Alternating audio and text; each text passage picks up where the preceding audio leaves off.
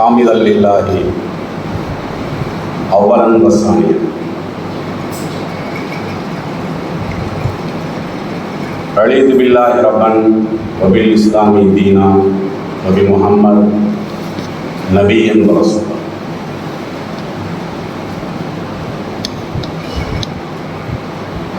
கணியத்திற்குரிய எல்லாம் வல்ல அல்லாஹ் ஜல்லஷானஹு தஆலாவின் நல்லடியார்களே, தாய்மார்களே, சகோதர சகோதரிகளே, நபி வழியில் ஜும்மா வணக்கத்தை நிறைவேற்றுவதற்காக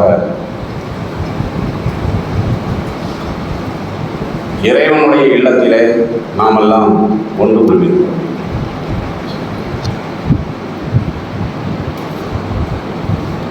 வக்ஃபு தொடர்பான விவாதங்கள் சமீபத்தில் பரவலாக பேசப்பட்டு வருகிற காரணத்தினால் அது தொடர்பான சில செய்திகளை, நினைவில் வைக்க வேண்டிய சில அறவுரைகளை எடுத்து கூறுவதுதான் இந்த ஜும்மா உரையினுடைய நோக்கமாக இருக்கிறது. ஏனென்று சொன்னால், மார்க்கம் தொடர்பான எதிர்ப்புகளும் விமர்சனங்களும் பரப்பி விடுகின்ற ஒவ்வொரு சூழலிலும் முஸ்லிம் சமுதாயத்திலே ஒரு சிலர்களுக்கு சந்தேகம் இருக்கிறது.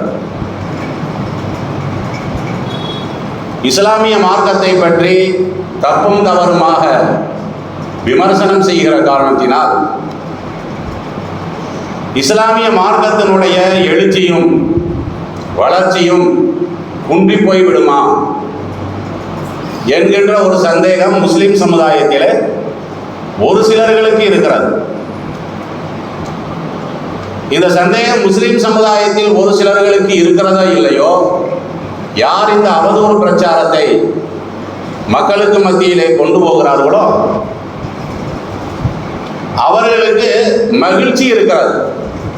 இவ்வாறெல்லாம் இஸ்லாமிய மார்க்கத்தை பற்றி மக்களுக்கு மத்தியிலே நாம் கொண்டு சென்றால் இஸ்லாமிய மார்க்கத்தினுடைய வளர்ச்சியை நாம் முடக்கிவிடலாம், இஸ்லாத்தின் பக்கம் பிற மக்கள் செல்லாமல் இருக்கக்கூடிய ஒரு சூழலை ஏற்படுத்தி விடலாம் என்ற ஒரு எண்ணம் இந்த அவதூறு பிரச்சாரத்தில் ஈடுபடுறாங்க. பார்த்தீங்களா, குறிப்பாக நீங்கள் சமூக வலைதளத்தில் பார்த்தீங்கன்னா தெளிவாகவே நம்மால் உணர முடியும். இந்த வக்ஃபு தொடர்பான பிரச்சாரத்தை எடுத்துக்கொண்டாலும் சரி, அல்லது சமீபத்தில் நிகழ்ந்தது பார்த்தீங்கன்னா இந்த ஜம்மு காஷ்மீர் சம்பந்தமான நிகழ்வுகளை எடுத்துக்கொண்டாலும் சரி, பயங்கரமான ஆனந்தம். ஏன்னா இதில் முஸ்லீம் சமுதாயத்தவர்களுக்கு ஒரு இழுக்கு ஏற்பட்டுருச்சு இல்லை, அப்படி அவங்க நினைக்கிறாங்க. உண்மையில் இது போன்ற சம்பவங்களால், இது போன்ற அவதூறு பிரச்சாரங்களால் இஸ்லாமிய மார்க்கத்தினுடைய வளர்ச்சியை தடுத்து விட முடியுமா என்றால் நிச்சயமாக முடியாது. அப்படியெல்லாம் தடுக்கக்கூடிய ஒரு சூழ்நிலை இருக்குமே ஆனால் இன்றைக்கு உலகத்தில் இஸ்லாம்ங்கிறதே இருந்திருக்காத. நபிகள் நாயகம் ஸல்லல்லாஹு அலைஹி வஸல்லம் அவர்களுடைய காலத்தில் இல்லாத எதிர்ப்பா இன்னைக்கு இருக்கிறது. அவங்க காலத்தில் செய்யாத அவதூறு பிரச்சாரங்களையா இன்னைக்கு செஞ்சுக்கிட்டு இருக்கிறாங்க? அப்படியெல்லாம் கிடையாது.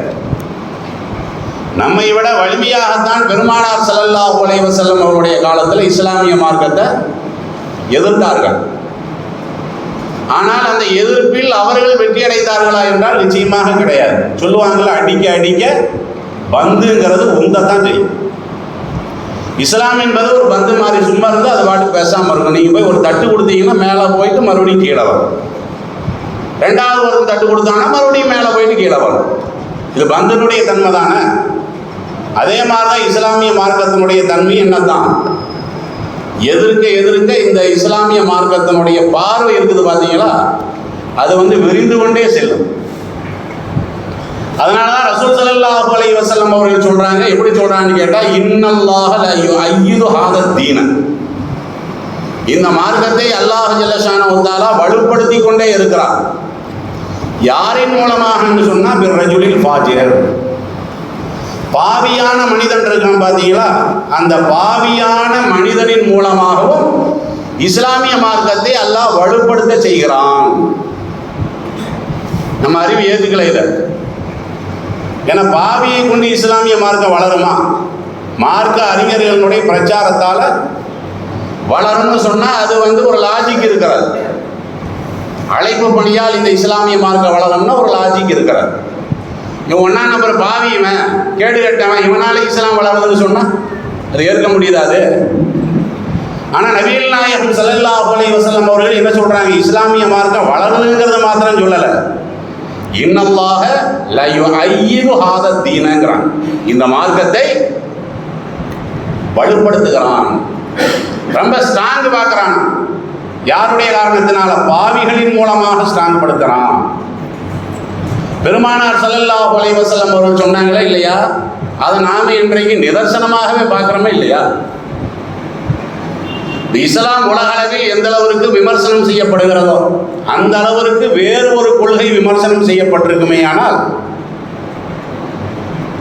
அந்த மாதிரியான ஒரு குழு உலகத்திலே இருக்காது. அந்த விமர்சனத்திற்கு உள்ளாகாமலேயே எத்தனையோ விதமான கொள்கைகள் குழி தோண்டி புதைக்கப்பட்டிருக்கிறது. ஆனால் இஸ்லாமிய மார்க்கத்தை பார்த்தீங்கன்னா இப்படியும் அடிப்பான், இப்படியும் அடிப்பான், மேலேயும் அடிப்பான், கீழே அடிப்பான், திரும்புற பக்கமெல்லாம் அடிச்சுக்கிட்டே தான் இருப்பான். ஆனால் தெளிவாக எந்திரிச்சு நிற்கும். இஸ்லாம் மார்க்கத்தின் மீது சொல்லப்படக்கூடிய குற்றச்சாட்டுகளில் பெரிய குற்றச்சாட்டே என்ன? தீவிரவாதம், பயங்கரவாதம், தீவிரவாதம், பயங்கரவாதம், வாய்ப்பாடு மாதிரி இதையே தான் சொல்லிட்டு இருக்கிறான். அப்போ இவர்கள் செய்யக்கூடிய அந்த பிரச்சாரத்தை எல்லாம் எடுத்து பார்த்தோம்னு சொன்னால் இஸ்லாமிய மார்க்கத்தில் இருக்கிறவனே ஓடி போயிடணும். ஏன்னா அந்த அளவுக்கு தானே வெறுப்புணர்வை ஊட்டுறாங்க, ஊட்டிட்டு தான் இருக்கிறாங்க. இதன் காரணமாக முஸ்லீம் சமுதாயத்தில் இந்த ஊரில் ஒரு 100 பேர் இஸ்லாத்தை விட்டு போயிட்டான்னு சொல்ல முடியுமா? நான் சொல்றது உலக அளவில் சொல்றேன். உலக அளவில் இஸ்லாமிய மார்க்கத்தை தீவிரவாதம், பயங்கரவாதம் அப்படின்னு சொல்லி பிரச்சாரம் செய்கிற காரணத்தினால ஒரு விரக்தி ஏற்பட்டு என்ன பண்ணிட்டாங்க?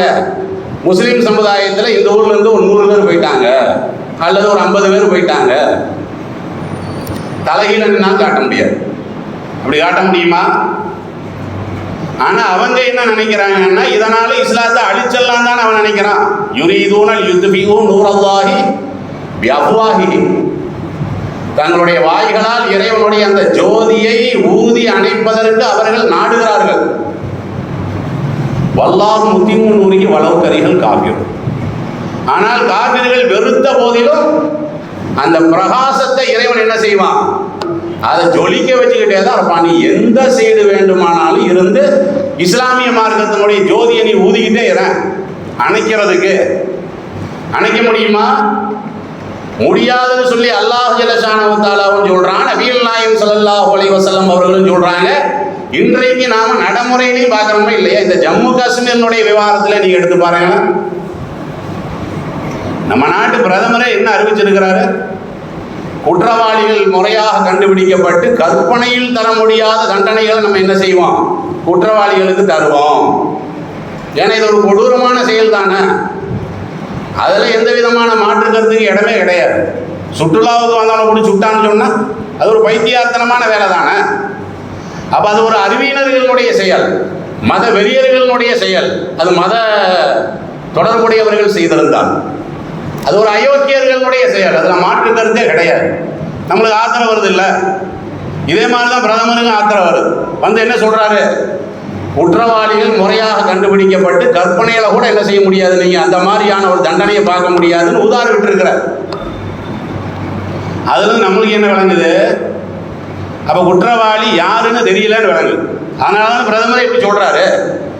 இவன் தான் குற்றவாளின்னு சொல்லலை, இந்த நாட்டிலிருந்து தான் வந்தான்னு சொல்லலை, அல்லது இந்த நாட்டில் இருக்கிறவனே அதுக்கு துணை போனான்னு சொல்லலை. கண்டுபிடிக்க போறோம். கண்டுபிடிச்சா தண்டனைங்கிறது பலமா இருக்கும், அது பலமா கொடுக்க வேண்டியது, அதில் சந்தேகமே இல்லை. நான் சொல்ல வர்றது எதுக்குன்னா, எதுக்கு இப்படி சொல்றாரு? இது நம்மளுக்கு என்ன விளங்குது? குற்றவாளி யாருங்கிறது தெரியலன்னு விளங்குது. இனிமேல் கண்டுபிடிக்கப்படலாம். அப்ப இதுல மக்கள் எந்த பார்வையில பார்க்கணும்? முஸ்லீம் சமுதாயத்தை குற்றவாளி பார்வையிலேயே பார்க்கணும், பார்க்க கூடாதுல்ல. ஆனா இன்னைக்கு அப்படித்தான மக்களுக்கு மத்தியில திருப்பிக்கிட்டே இருக்கிறாங்க. முஸ்லீம்கள் எல்லாம் பாகிஸ்தானுக்கு ஓடி போங்கடா, இப்படியெல்லாம் தான் அறிக்கையை போட்டுக்கிட்டே இருக்கிறாங்க. ஆனால் யதார்த்தம் என்ன? இதனால இஸ்லாமிய மார்க்கத்தினுடைய வளர்ச்சி எங்கேயாவது தடைபட்டு போச்சா? அப்படி யாராவது இஸ்லாமிய மார்க்கத்தை விட்டு போயிட்டாங்களா? அவன் ஒரு பக்கம் குற்றஞ்சாட்டுறதுக்காக வேண்டி இந்த அவதூறு பிரச்சாரத்தை பண்றான். ஆனா அதை விட விரைவாக என்ன மக்களுக்கு மத்தியில் வருது? அங்கிருந்து வந்தான் பார்த்தீங்கன்னா அவன் கொடுத்த பேட்டி தான் முக்கியமாக இடம்பெறுகிறது. எங்களை காப்பாற்றியதே காஷ்மீர் மக்கள் தான் பேட்டி கொடுக்குறானே இல்லையா? இந்த குதிரையில அவர் தான் என்ன செய்யறாரு? ஒரு வீரனாக எங்களை எல்லாத்தையும் காப்பாற்றி அவரே தன்னுடைய உயிரை நீக்கி விட்டார். இப்படியெல்லாம் பாராட்டுறாங்கல்ல. பாராட்டக்கூடிய வீடியோ தான் வருது. ஆனா என்ன நினைச்சிட்டு பரப்புனா? இவன் பரப்புற நோக்கம் வேற. ஆனா அவங்க என்ன சொல்றாங்க? இல்ல இல்ல, எங்களுக்கு அடைக்கலமே முஸ்லீம்கள் தான் கொடுத்தாங்க. அவங்க வீட்டில் நாங்கள் போய் ஒதுங்கியே இருந்தோம். எங்களை அவர்கள் பாதுகாப்பாக அனுப்பி வைத்து விட்டு என்ன செஞ்சாங்க? போனாங்க. இந்த விஷயத்துல முஸ்லீம் சமுதாயத்தை குறிப்பா காஷ்மீர் மக்களை கொண்டு என்ன செய்யாதீங்க? தொடர்பு படுத்தாதீங்க. இதுதான் சாணியை தூக்கி அடிக்கிறதுங்க. சொல்லுவோம்ல, மூஞ்சில சாணியை தூக்கி அடிக்கிறதுன்னு. அல்ல அந்த வேலையை பண்றான் பாத்தீங்களா? இதை தூண்டி விட்டவன் யார்? இப்ப பாவி தானே, அரக்கன் தானே. ஒரு சமுதாயத்தை இழிவுபடுத்தணுங்கிற கேவலமான புத்தி உடையவன் தானே, இவன் தானே பாவி. இப்ப நீங்க நினைச்சு பாருங்க இந்த ஹதீஸ. இன்னல்லாஹ யுஅய்யிது ஹாதா தீன, இந்த மார்க்கத்தை அல்லாஹ் ஜல்ல ஷானஹு தஆலா வலுப்படுத்துவான். பிர்ரஜுலில் ஃபாஜிர், பாவி ஒன்னை கொண்டே நான் மார்க்கத்தை வளர்த்தி காட்டுறேன் பாரு. நீ என்ன பரம விரோதியா வேணாலும் இரு, எப்படி வேணாலும் நீ பிரச்சாரம் பண்ணு. ஆனா ஒன்னாலே இந்த இஸ்லாத்தின் பக்கம் மக்கள் திரும்பி பார்க்கறாங்களே இல்லையா? ஏன் இவன் மாத்திரம் இப்படி இருக்கிறான்? யாரும் அப்படி இருக்க மாட்டாங்களே. அப்படிதானே ஒரு மனுஷன் யோசிப்பான். அவ்வளவு வெறுப்பு ஊட்டப்படுகிறது. அப்ப எல்லாமே வெறுப்புணர்வோடு தானே பார்க்கணும். அப்படி பார்க்காம என்னடா வரக்கூடியவன் எல்லாம் அங்க உள்ள முஸ்லிம்களை பத்தி சொல்லிட்டு இருக்கிறான். காரணம் என்ன? அவனுக்கு மட்டும் வித்தியாசமான பிளட் ஏதாவது ஓடுதா? பச்சை கலர்ல என்னமோது ஓடுதா அவனுக்கு? அப்படி இல்லைல்ல. அவன் ஏற்றுக்கொண்ட கொள்கை அல்லாஹ் கூட தன்னுடைய திருமலை குர்ஆன்ல சொல்றான் பாத்தீங்களா? லா யன்ஹாக்கும் அனில்லதீன லம் யுகாத்திலூக்கும் ஃபித்தீனி, இந்த மார்க்கத்தை விட்டு உங்களை யார் வெளியேற்றவில்லையோ, இறைவன் சொல்லக்கூடிய வசனம். வலம் யுஹ்ரிஜூக்கும் மின் தியாரிக்கும், உங்களுடைய வீட்டை விட்டு எவன் வெளியே அனுப்பவில்லையோ அவர்கள்ட்ட நீங்க எப்படி நடந்து கொள்ளணும்? உங்களை நாட்டை விட்டு வெளியேற்றல, வீட்டை விட்டு போங்கடான்னு அவன் என்ன செய்யல? உங்களை துரத்தி விடல. அப்படிப்பட்ட முஸ்லிம் அல்லாத மக்கள் இருந்தார்கள் என்று சொன்னால் அல்லாஹ் சொல்றான், தபர்ரூஹும், அவர்களுக்கு நீங்கள் நல்லதை தான் செய்ய வேண்டும். முஸ்லீம் பத்தி அல்லாஹ் சொல்லலாம். முஸ்லீம்களுக்கு அல்லாஹ் போடக்கூடிய உத்தரவு என்ன?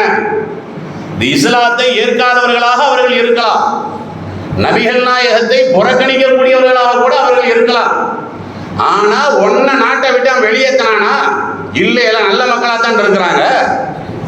அப்ப அப்படிப்பட்ட மக்கள் விஷயத்துல நீங்க எப்படி நடக்கணும்? அந்த தபர்ரூஹும், தபர்ருன்னு என்ன? ஏதெல்லாம் நல்லதோ தேடி தேடி போய் செய். நீ செய்யக்கூடிய நல்லது ஓம்பார்வையில நல்லது. அவனை நம்பி ஒரு சாரார் இருக்கான் பாத்தீங்களா? அவனுக்கு தான் அது ஒரு செருப்படி. என்னடா நம்ம இப்படி எதிர்பார்த்தோம், ஆனா இப்படி நடக்குதா? செருப்புல அடிச்ச மாதிரி மண்டை காயணும் பாத்தீங்களா? அவனுக்கு வெளிப்படுத்த முடியல, வேற ஒன்றும் இல்லை. என்னடா நாம ஒன்று நினைச்சா இவன் இப்படி பேட்டி கொடுக்குறான், அப்படி பேட்டி கொடுக்குறான்.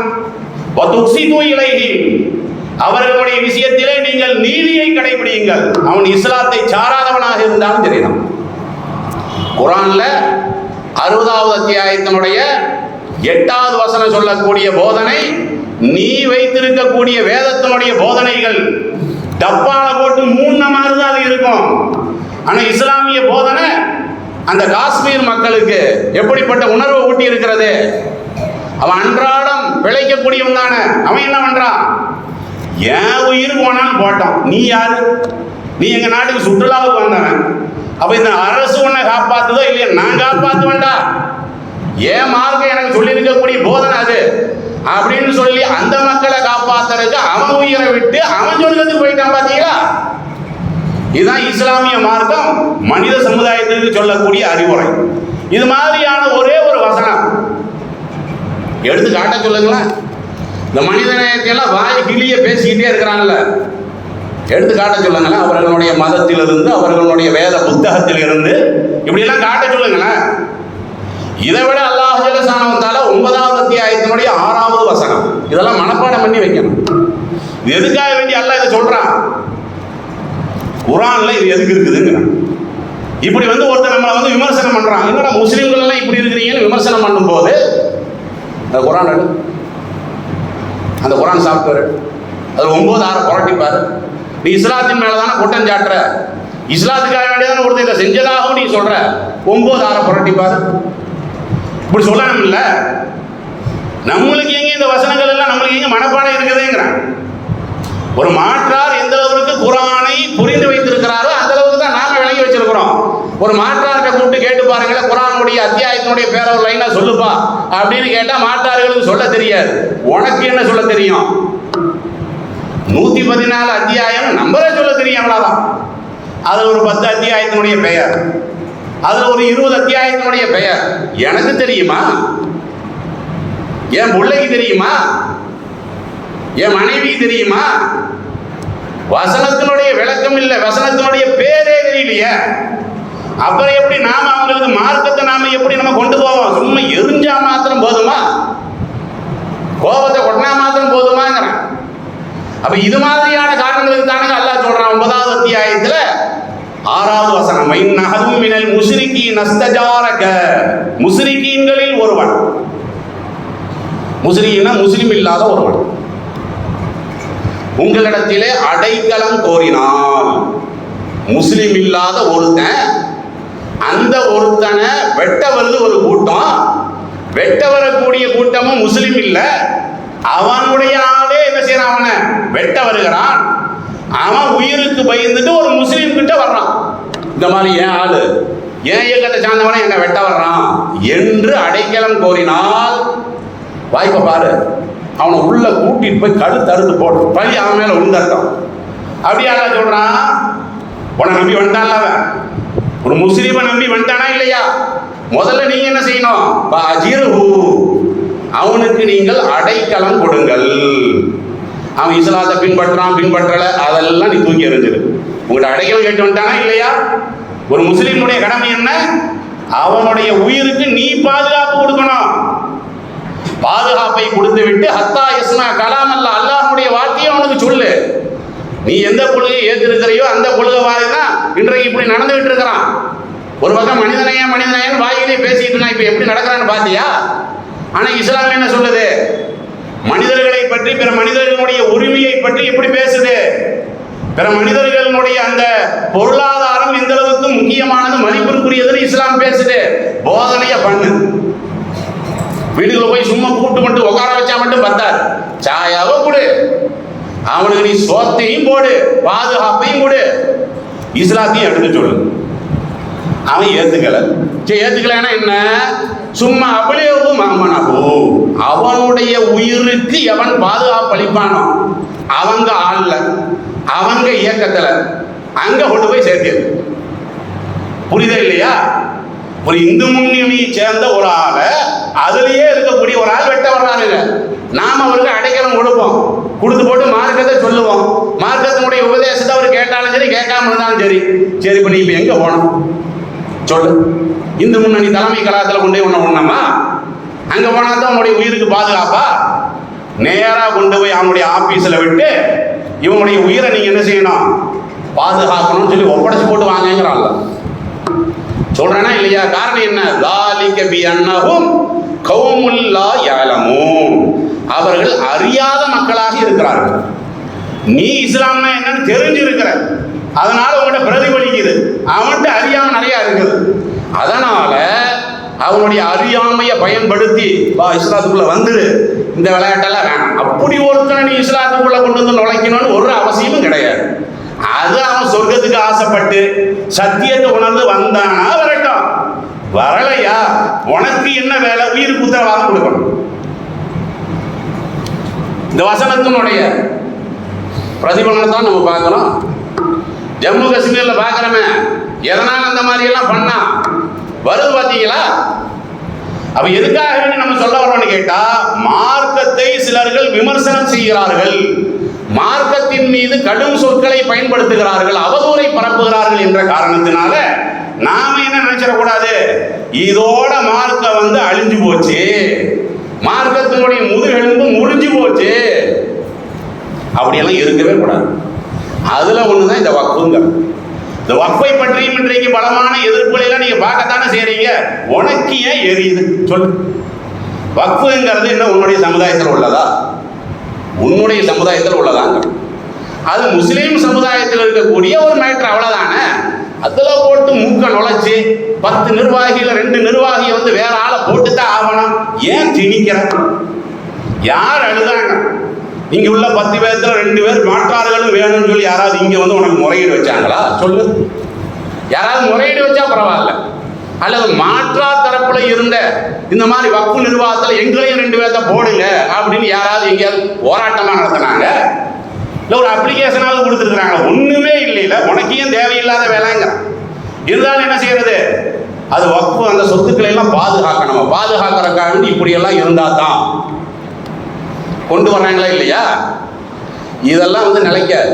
இது இடைக்கால தடைன்னு சொல்றாங்க. இது இடைக்கால தடை தான். இந்த இடைக்கால தடையில முஸ்லிம்களுக்கு வெற்றியும் வரலாம், தோல்வியும் வரலாம். எது வந்தாலும் இதுலயே நீ என்ன செய்ய போற? இழிவை தான் சந்திக்க போற. மக்கள் இப்ப பேசுறாங்கல்ல, அவர்களுடைய உரிமை. அதுல ஏன் தேவையெல்லாம் போய் மூக்க நுழைச்சிக்கிட்டு அவர்கள் ஏதாவது இந்த மாதிரி வந்து மூக்க நுழைக்கிறாங்களா? இந்த கோயில் நிர்வாகத்தில் எங்களுக்கு இடம் வேணும், இந்த சர்ச் நிர்வாகத்தில் எங்களுக்கு இடம் வேணும்னு அவன் எவனா வந்து கேட்கவா செய்யறான்? ஒன்னும் இல்லையில. பாமர மக்களை இப்ப பேசத்தானே செய்யறாங்க. அதனால இதெல்லாம் நம்ம என்ன செய்யக்கூடாது? கருத்துல கொள்ளவே கூடாது. அதே நேரம் வக்ஃபுனா என்னங்கிறது சுருக்கமான முறையில் புரியணுமா இல்லையா? நபிகள் நாயகம் ஸல்லல்லாஹு அலைஹி வஸல்லம் அவர்கள் நம்மவர்களுக்கு தான தர்மத்தை வலியுறுத்தி இருக்கிறார்கள். அது 2 வகையான தான தர்மம். ஒன்று என்னன்னா, ஒருத்தனுக்கு தாகம் எடுக்குது, தண்ணியை கொடுக்குறீங்க, நன்மையான காரியம், அந்த நன்மை அதோட முடிஞ்சு போச்சு. நீங்க சிந்திக்கிறீங்க இந்த மாதிரி எத்தனை பேர்த்துக்கு வந்து தாகம் எடுக்கும், அப்ப அவர்களுடைய தேவையும் நிறைவேற்றணும்னு சொல்லி ஒரு கிணற வெட்டி கொடுத்துட்டீங்கன்னு போயிருங்களா? இதுதான் நிலையான தான தர்மம்ங்கிறது. அதாவது தான தர்மம் செய்தவன் மரணித்து விட்டால் கூட இந்த நன்மை என்ன செய்யும்? ஏன்னா அந்த கிணத்துல மனிதர்கள் குடிப்பாங்க, கால்நடைகள் குடிக்கும், என்னென்னமோ உயிரினங்கள் வந்து பருகத்தானே செய்யும். நாம வந்தா போயிடுவோம், நன்மை வந்துகிட்டே இருக்கும்.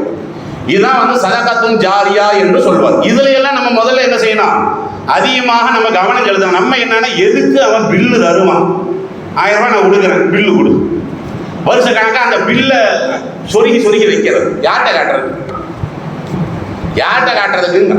பார்த்தீங்களா எவ்வளோ சண்டை? பார்த்தீங்களா 50 100 யார்கிட்ட காட்டுற? நீ 100 ரூபாய்க்கு ஆக வேண்டி இவ்வளோ விளம்பரத்தை தேடிக்கிட்டு இருக்கிற? தான தர்மம் வேலைங்க. நான் அது மாதிரியான அபிப்பிராயத்தில் இருக்கக்கூடியவரை நான் சொல்றேன். பள்ளிவாசலுக்கு டியூப் லைட்டை வாங்கி கொடுத்துட்டு அன்பளிப்பு, அது பாதி வெளிச்சத்தை தடுத்து. டியூப் லைட் தான் கொடுக்கறது. எத்தனையோ பள்ளிவாசல்கள் இருக்கிறது, கீழே அன்பளிப்புன்னு எழுதுறது, அதுல பாதி வெளிச்சம் அது வரும். ஒரு ஃபேனை வாங்கி கொடுக்கறது, அதுல அன்பளிப்பு. பார்க்கத்தானே செய்யறீங்க. இது வந்து இது தர்மம் தான் இது. ஆனா இந்த தர்மம் தான் விளம்பரமாகி போச்சு. இதுக்கே நம்ம நன்மை சம்பாதிக்க முடியலையே. ரசூல் ஸல்லல்லாஹு அலைஹி வஸல்லம் அவர்கள் எதற்கெல்லாம் நம்மளுக்கு வலியுறுத்தினாங்க? இந்த தர்மத்தையும் நீங்க செய்யுங்க, நிலையான தர்மத்தையும் பண்ணுங்க. ரசூல் ஸல்லல்லாஹு அலைஹி வஸல்லம் அவர்கள் சொன்னாங்களா இல்லையா? சஹாபாக்கள் இதுல ஈடுபட்டாங்களா இல்லையா? உமர் ரலியல்லாஹு அன்ஹு அவர்கள் கூட என்ன செய்யறாங்க? ஒரு தடவை ரசூலுல்லாஹ்ட்ட வர்றாங்க. ஏன்னா அவர் வந்து இந்த மாதிரி தான தர்மம் இருக்குல்ல, நிலையான தர்மத்தில் நமக்கு மரணத்திற்கு பின்னாலும் நன்மை வர வேண்டும் என்பதற்காக வேண்டி என்ன செய்யறாங்க? அல்லாஹ்வுடைய தூதர்கிட்ட வர்றாங்க. அவங்கள்ட்ட ஹைபர்ல அந்த யுத்தத்துல கிடைத்த ஒரு கனிமத் பொருள் இருக்கிறது, ஒரு இடம். அந்த இடத்தை கொண்டு வந்து என்ன செய்யறாங்க? ரசூல் ஸல்லல்லாஹு அலைஹி வஸல்லம் அவங்கள்ட்ட உமர் ரலியல்லாஹு அன்ஹு அவர்கள் வந்து அந்த இடத்தை பத்தி சொல்றாங்க. எப்படி சொல்றாங்க? யா ரசூலல்லாஹ், இன்னி உசீபு அரலன் பி ஹைபர் லம் உசீபு மாலன் கத்துன் அன்ஃபுஸ இந்தி மின்ஹு ஃபமா தஅமுரு பிஹி. எனக்கு ஹைபர்ல இந்த ஒரு இடமே கிடைச்சிருக்கு. எங்களுக்கு இருக்கக்கூடியதுல ரொம்ப மதிப்புள்ள இடமே என்னதான்? இந்த இடம் தான். இதை தாண்டி தான் என்னுடைய மீதி சொத்துக்கள் இருக்கிறது. இதை பத்தி நீங்க என்ன சொல்றீங்க? இதை வந்து நான் எதுக்கு செலவு பண்ணோம்? ரசூல் ஸல்லல்லாஹு அலைஹி வஸல்லம் அவங்கள்ட்ட கேட்கக்கூடிய நேரத்தில் ரசூல் ஸல்லல்லாஹு அலைஹி வஸல்லம் அவர்கள் என்ன சொன்னாங்க? இன் சித்த ஹபிஸ்த அஸ்லஹ, நீ இந்த இடத்துக்கு நீயே சொந்தக்காரனா இரு. அதே நேரம் அந்த சத்தக பிஹா, அந்த இடத்துல வரக்கூடிய வருமானம் இருக்குது இல்ல, அதை நீ தர்மம் பண்ணிக்கிட்டு. உனக்கு நிலையான தர்மம் தானே வேணும். ரசூலுல்லாஹ் அன்னைக்கே பாத்தீங்களா அறிவுபூர்வமா சொல்லிட்டு போயிட்டாங்க, இடத்துக்கு உரிமையாளனா நீரு, தூக்கி கொடுத்து போட்டு போயிடாத. அப்படி தூக்கி கொடுத்து போட்டு போனேன்னா இப்ப மாட்டிக்கிட்டு முழிக்கிறீல. வக்ஃப் போர்டு கமிட்டியில போய் நீ சிக்கனனால தானே உனக்கு வெளியே வர முடியாம இருக்குது. நீ நல்ல நோக்கத்தில் கொண்டு போய் அதில் ஃபிட் பண்ணிட்ட போல்டை இப்போ உனக்கு கழட்ட முடியல. இந்த பள்ளியில் வந்து அவன் நுழைக்க முடியுமா? இப்போ இந்த பள்ளிவாசல் விஷயத்தில் வக்ஃப் போர்டு வந்து நுழையுமா? இது முடியாதல்ல. ஏன்? இது வேற ஒரு கோணத்தில் இருக்கிறார். ஆனால் நபிகள் நாயகம் ஸல்லல்லாஹு அலைஹி வஸல்லம் அவர்கள் இதெல்லாம் சிந்திக்கிற மாதிரி என்ன பண்ணாங்க? நீ தான தர்மம் பண்ணு, உன் கையில் வை, உன் கையிலேயே கொடுத்துக்கிட்டு சொன்னாங்களா இல்லையா?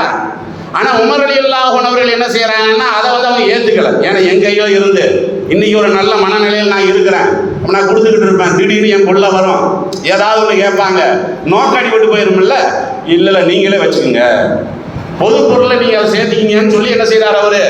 சொல்லிட்டு சொல்றாரு, அல்லா யுபாஹு வலா யூஹபு வலா யூரசு. இது அன்பளிப்பாக யாருக்கும் கொடுக்கக்கூடாது. நாளை என் பிள்ளையே வந்து கேட்டாலும் திருப்பி ஒப்படைச்சிடக்கூடாது. அப்படிங்கிற கண்டிஷன்ல நான் என்ன செய்யறேன்? இதை கொடுக்குறேன்னு சொன்னாங்க. பார்த்தீங்கன்னா உமர் ரலியல்லாஹு அன்ஹு அவர்கள், அனஸ் ரலியல்லாஹு அன்ஹு அவர்கள் கூட என்ன பண்ணாங்க? ஒரு வீட்டை கட்டி வீட்டை கொடுத்தாங்க வக்ஃபுக்கு. ஒரு வீடுங்க, வீட்டை கட்டி கொடுத்துட்டாங்க. அதே மாதிரி ஜாஃபர் ரலியல்லாஹு அன்ஹு அவர்கள் அவங்க வீட்டை கட்டி கொடுத்தாங்க. இதெல்லாம் தான் வக்ஃபுங்கிறது. விளங்குதுங்களா? அப்ப இந்த விஷயத்துல நாம இதையும் உணரணும். பெருமானார் ஸல்லல்லாஹு அலைஹி வஸல்லம் அவர்கள் வக்ஃபை பற்றி அதிகமான சிறப்புகளை நம்ம இருக்கிறாங்க, நம்மவர்களுக்கு சொல்லி இருக்கிறாங்க. இப்போ நம்ம அந்த நன்மையை செய்ய வேண்டியதுதான். ஆனா இதுல கொண்டு போய் இப்ப மாட்டிடக்கூடாது. ஏன்? இதுல மாட்டினா மீள முடியாத சைத்தானுடைய வேலையாவில் இருக்குது. அதனால தான தர்மங்கள், இந்த நிலையான தர்மங்கள் ஒரு பக்கம் நடந்துகிட்டே இருக்கட்டும். ஆனா அறிவுபூர்வமாக என்ன செய்யணும்? நம்ம இந்த விஷயத்தில் செயல்பட வேண்டும் என்ற அறிவுரையோடு முதல் உரை நிறைவு.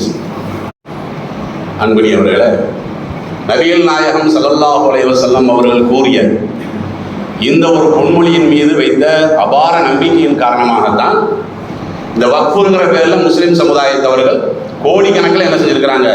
பல லட்சம் கோடிகளை வந்து வாரி வழங்கியிருக்காங்க. உலகம் முழுவதும் இந்த சொத்துக்கள் இருக்கிறது. ஆனால் நம்மளுக்கு வந்து ஒரு சந்தேகம் இருக்கிறது. என்ன சந்தேகம்? இந்த வக்ஃபு கமிட்டிங்கிறது வந்து எப்படி வந்தது? அது நம்மளுக்கு தெரியல.